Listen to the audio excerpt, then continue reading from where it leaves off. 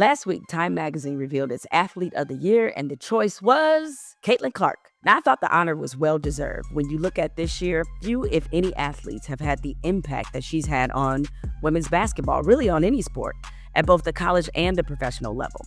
In March, Clark became the NCAA men's and women's all-time scoring leader.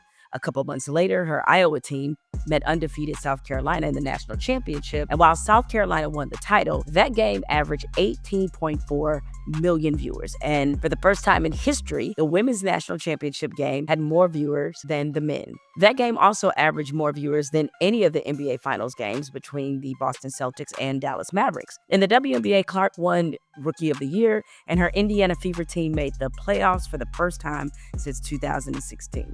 Now, if I listed all the ratings records that Caitlin Clark broke in the WNBA, I'd be talking to you all for another hour, but I think you get what her impact was this season. Now, as part of this Time magazine honor, writer Sean Gregory wrote a terrific piece about Clark, who hasn't done many one-on-one interviews this year. So this was the first time that we are hearing from her at length. And boy, are some of her supporters mad about the things she said. Ever since Angel Reese did this. And Angel Reese knows a ring is coming.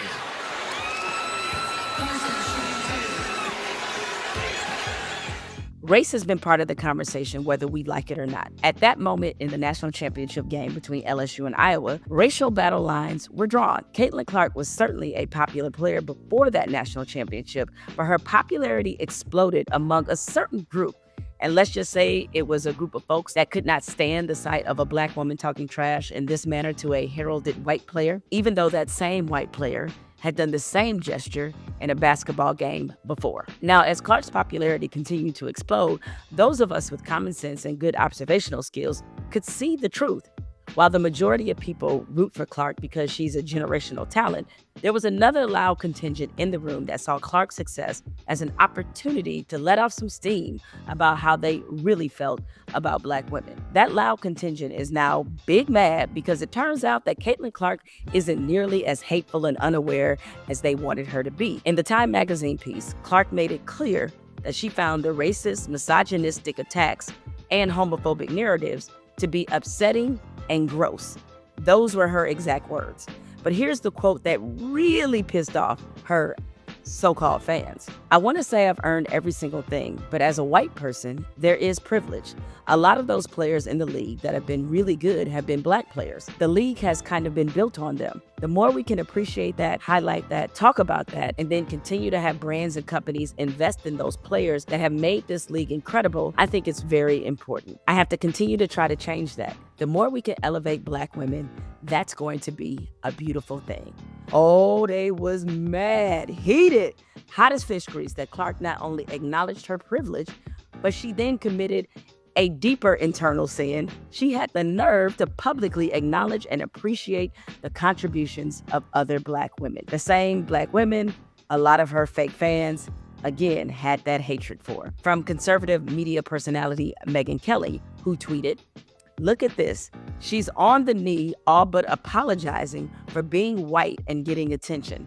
The self-flagellation, the, oh, please pay attention to the Black players who are really the ones you want to celebrate. Condescending, fake, transparent, sad."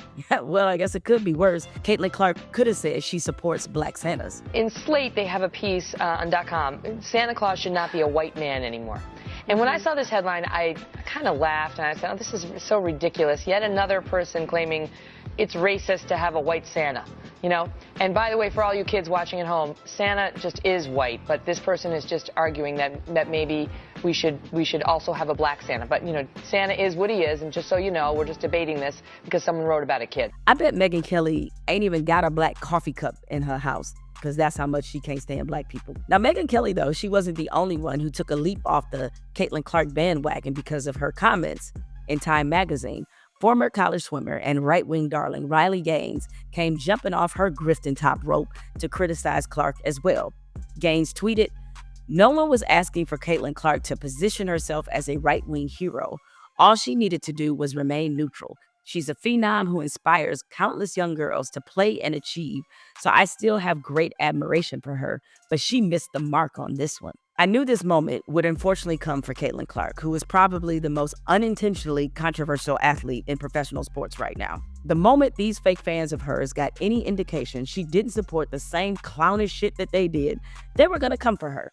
You saw that when she liked Taylor Swift's social media post where she endorsed Vice President Kamala Harris.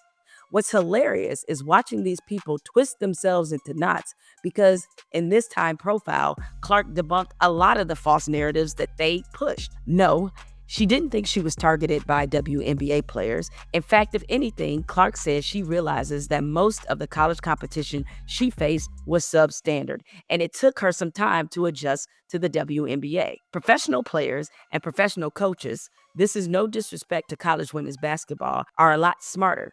I love women's college basketball, but if you go back and watch the way people guarded me in college, it's almost like concerning. They didn't double me, they didn't trap me, they weren't physical. And it's hard, it's college. A lot of those women will never go on to play another basketball game in their life. They don't have the IQ of understanding how the game works. So I completely understand it, and it's no disrespect at all. They don't have the IQ. You have to simplify it for girls at that age. Which was basically the same shit Diana Taurasi said, and y'all came at her with pitchforks. Now, I personally never thought that Caitlin Clark was required to speak about anything other than just basketball. She's just 22 years old and still coming into her own personally and professionally. If she never mentioned race, privilege, or gender in this article, I certainly wouldn't have thought less of her. But the players in the W, especially the Black women, will appreciate that she used her position and her platform to speak up for them.